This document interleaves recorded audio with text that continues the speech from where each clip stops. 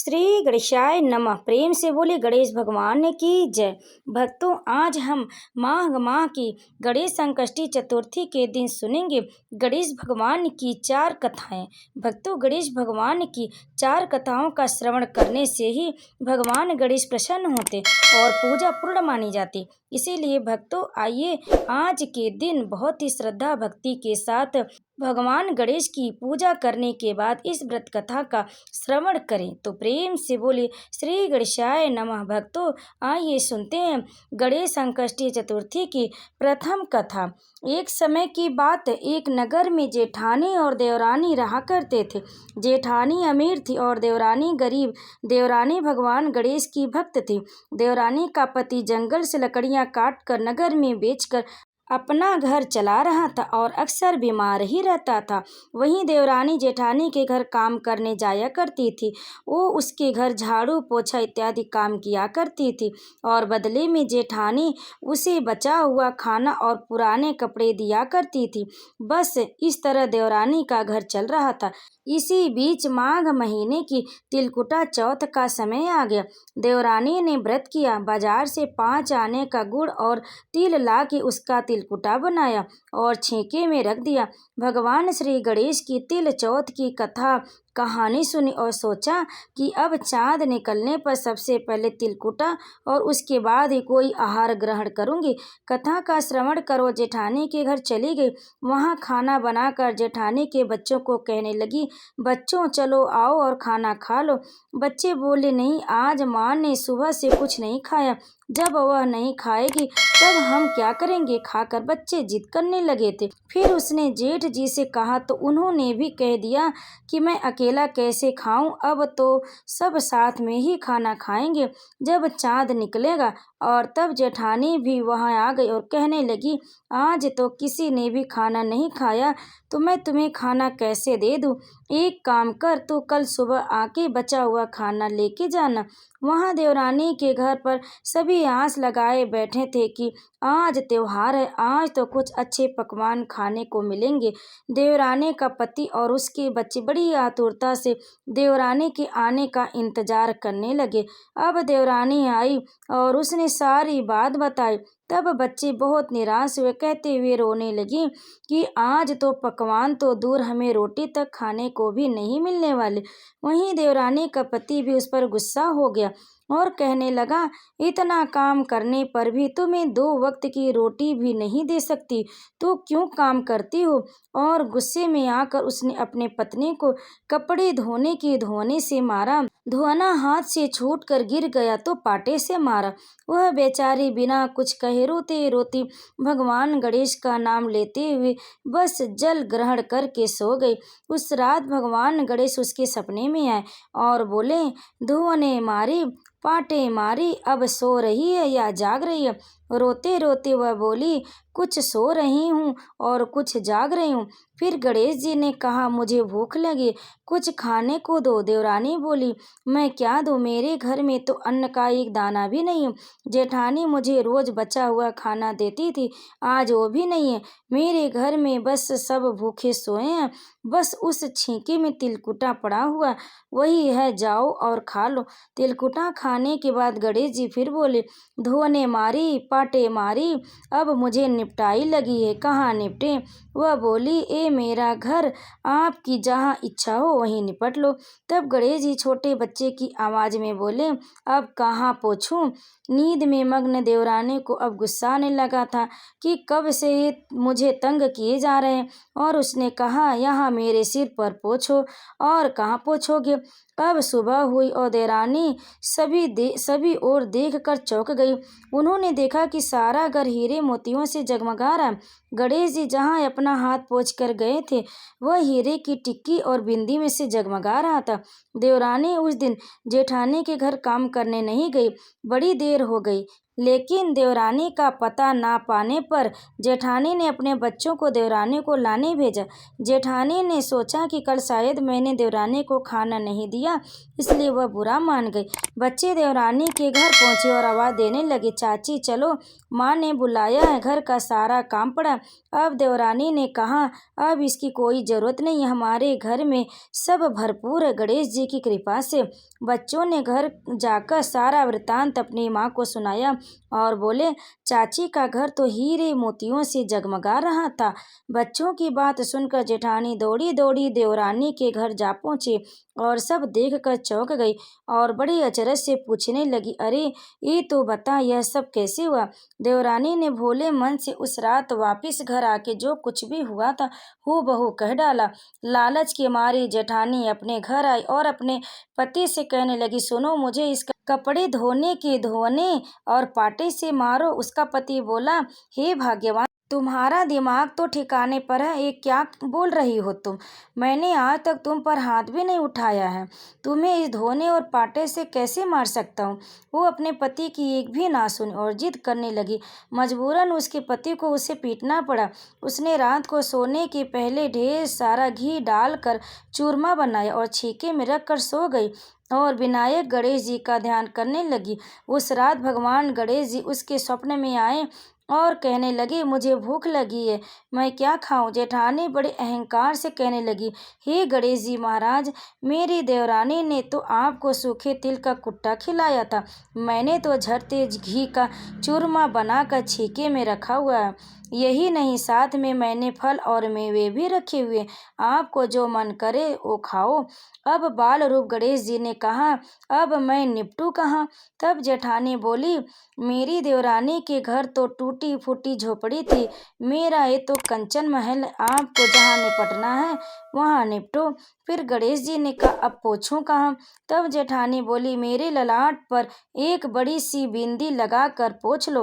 धन की लालची जेठानी अब पूरी रात सुबह के इंतजार में खोई रही। उसे लग रहा था कि मेरा भी घर हीरे मोतियों से भर जाएगा। अब वह सुबह जल्दी उठ गई और अपना घर देखकर फूट फूट कर रोने लगी। उसका घर हीरे जवाहरात से नहीं बल्कि गंदगी से भरा हुआ था। चारों तरफ गंदगी ही फैली हुई थी। उसके सिर पर हीरे की बिंदी की जगह गंदगी बिखरी हुई थी। पूरा घर बदबू मार रहा था। वो चक्कर खाकर गिर गई और भगवान गणेश जी को कहने लगी, हे गणेश महाराज जी, ये आपने क्या कर दिया। मुझसे रूठे और उस निर्धन देवरानी पर टूटे।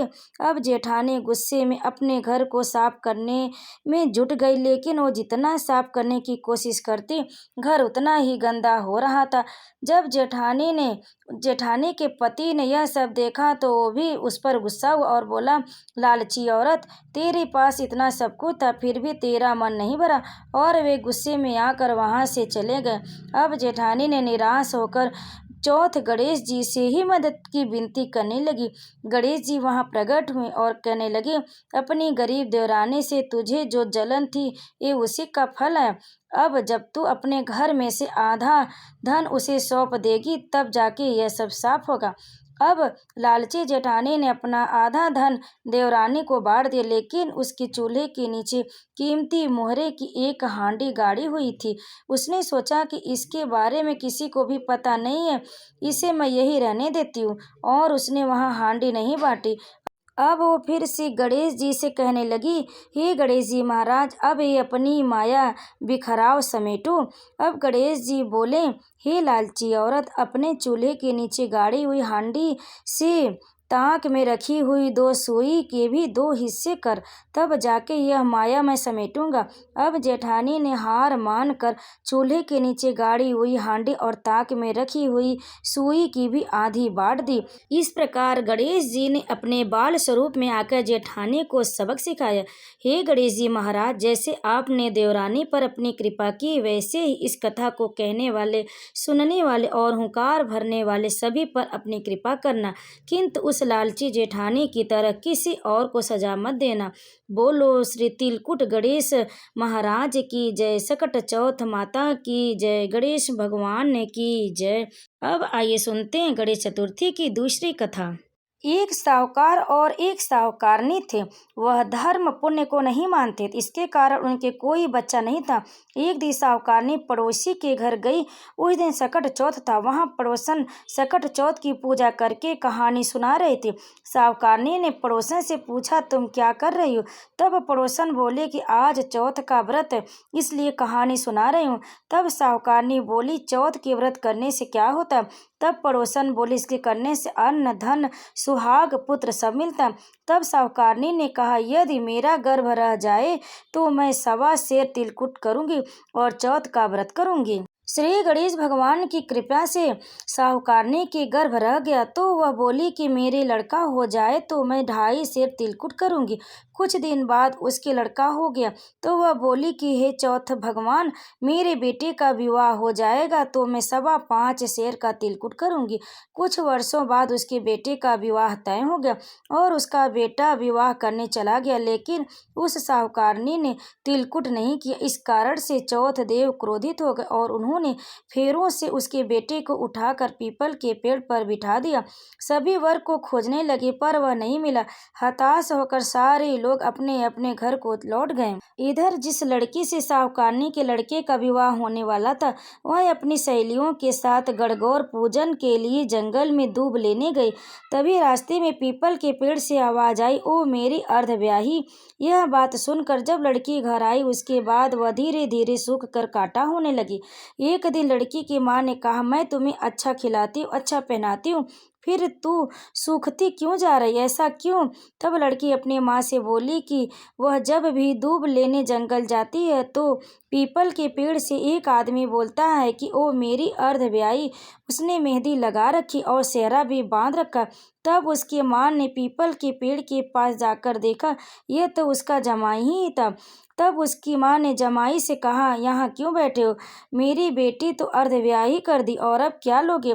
साहूकारनी का बेटा बोला, मेरी माँ ने चौथ का तिलकुट बोला था लेकिन नहीं किया, इसलिए चौथ माता ने नाराज होकर यहाँ बैठा दिया। यह सुनकर उस लड़की की माँ साहूकारनी के घर गई और उससे पूछा कि तुमने सकट चौथ का कुछ बोला था क्या? तब साहूकारनी बोली, तिलकुट बोला था। उसके बाद साहूकारनी बोली, मेरा बेटा घर आ जाए तो 2.5 मन का तिलकुट करूंगी। इससे श्री गणेश भगवान प्रसन्न हो गए और उसके बेटे को फेरे में लाकर बैठा दिया। बेटे का विवाह धूमधाम से हो गया। जब साहूकारनी के बेटा एवं बहू घर आ गए तब साहूकारनी ने 2.5 मन तिलकुट किया और बोली, हे चौथ देव, आपके आशीर्वाद से मेरा बेटा बहू घर आए, जिससे हमेशा तिलकुट करके मैं व्रत करूंगी। इसके बाद सारे नगर वासियों ने तिलकुट के साथ सकट व्रत करना आरंभ कर दिया। हे सकट चौथ, जिस तरह साहूकारनी को बेटे बहू से मिलवाया वैसे ही हम सबको मिलवाना। इस कथा को कहने सुनने वालों को भला करना। तो बोलो सकट चौथ की जय, श्री गणेश देव की जय। भक्तों, अब आइए सुनते हैं गणेश चौथ की तीसरी कथा। एक बार देवता कई विपदाओं में घिरे हुए थे, तब वो मदद मांगने भगवान शिव के पास आए। उस समय शिव के साथ कार्तिकेय तथा गणेश जी भी बैठे थे। देवताओं की बात सुनकर शिव जी ने कार्तिकेय व गणेश जी से पूछा कि तुम में से कौन देवताओं के कष्टों का निवारण कर सकता? तब कार्तिकेय व गणेश जी दोनों ने ही शिव को इस कार्य के लिए सक्षम बताया। इस पर भगवान शिव ने दोनों की परीक्षा लेते हुए कहा कि तुम दोनों में से जो सबसे पहले पृथ्वी की परिक्रमा करके आएगा वही देवताओं की मदद करने जाएगा। भगवान शिव के मुख से यह वचन सुनते ही कार्तिकेय अपने वाहन मोर पर बैठकर पृथ्वी की परिक्रमा के लिए निकल पड़े, परंतु गणेश जी सोच में पड़ गए कि वह चूहे के ऊपर चढ़कर सारी पृथ्वी की परिक्रमा करेंगे तो इस कार्य में उन्हें बहुत समय लग जाएगा। तभी उन्हें एक उपाय सूझा। गणेश अपने स्थान से उठे और अपने माता पिता की 7 बार परिक्रमा करके वापस बैठ गए। परिक्रमा करके लौटने पर कार्तिकेय शिव को विजेता बताने लगे। तब शिव जी ने श्री गणेश से पृथ्वी की परिक्रमा न करने का कारण पूछा। तब गणेश जी ने कहा, माता पिता के चरणों में ही समस्त लोक है। यह सुनकर भगवान शिव ने गणेश जी को देवताओं के संकट दूर करने की आज्ञा दी। इस प्रकार भगवान शिव ने गणेश जी को आशीर्वाद दिया कि चतुर्थी के दिन दिन जो तुम्हारा पूजन करेगा और रात्रि में चंद्रमा को अर्घ देगा, उसके तीनों ताप यानी दैहिक ताप, दैविक ताप तथा भौतिक ताप दूर होंगे। इस व्रत को करने से व्रतधारी के सभी तरह के दुख दूर होंगे और उसे जीवन के भौतिक सुखों की प्राप्ति होगी। चारों तरफ से मनुष्य की सुख समृद्धि बढ़ेगी, पुत्र पौत्र आदि धन ऐश्वर्य की कमी नहीं रहेगी। तो प्रेम से बोलिए गणेश भगवान की जय। भक्तों, गणेश संकष्टी चतुर्थी की तीसरी कथा पूर्ण हुई। अब सुनिए चौथी कथा। एक समय की बात है, राजा हरिश्चंद्र के राज्य में एक कुम्हार था। वह मिट्टी के बर्तन बनाता, लेकिन वे कच्चे रह जाते थे। इस एक पुजारी की सलाह पर उसने इस समस्या को दूर करने के लिए एक छोटे बालक को मिट्टी के बर्तनों के साथ आवा में डाल दिया। उस दिन संकष्टी चतुर्थी का दिन था। उस बच्चे की माँ अपने बेटे के लिए परेशान थी। उसने गणेश जी से बेटे की कुशलता की प्रार्थना की। दूसरे दिन जब कुमार ने सुबह उठकर देखा तो आवा में उसके बर्तन तो पक गए थे, लेकिन बच्चे का बाल बांका भी नहीं हुआ था। वह डर गया और राजा के दरबार में जाकर सारी घटना बताई। इसके बाद से राजा ने उस बच्चे और उसकी माँ को बुलवाया, तो माँ ने सभी तरह के विघ्न को दूर करने वाली संकष्टी चतुर्थी का वर्णन किया। इस घटना के बाद से महिलाएं संतान और परिवार के सौभाग्य के लिए सकट चौथ का व्रत करने लगी। तो प्रेम से बोलिए गणेश भगवान की जय, सकट माता की जय, चंद्रदेव की जय। भक्तों, अब आइए सुनते हैं गणेश जी की आरती। जय गणेश जय गणेश जय गणेश देवा, माता जाकी पार्वती पिता महादेवा।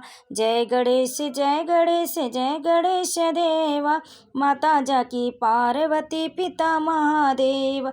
एक दंत दयावंत चार भुजाधारी, माथे सिंदूर सोहे मूस की सवारी। जय गणेश जय गणेश जय गणेश देवा, पान चढ़े फूल चढ़े और चढ़े मेवा, पान चढ़े फूल चढ़े और चढ़े मेवा, लड्डुअन का भोग लगे संत करे सेवा। जय गणेश जय गणेश जय गणेश देवा, माता जाकी पार्वती पिता महादेवा। अंधन को आँख देते, कोढ़िन को काया, बाजिन को पुत्र देते, निर्धन को माया। जय गणेश जय गणेश जय गणेश देवा, माता जाकी पार्वती पिता महादेव। दीनन की लाज राखो शंभु सुतवारी, कामना को पूरा करो जगबल बिहारी। जय गणेश जय गणेश जय गणेश देवा, माता जाकी पार्वती पिता महादेव। जय गणेश जय गणेश जय गणेश देवा। प्रेम से बोलिए गणेश महाराज की जय, सकट माता की जय।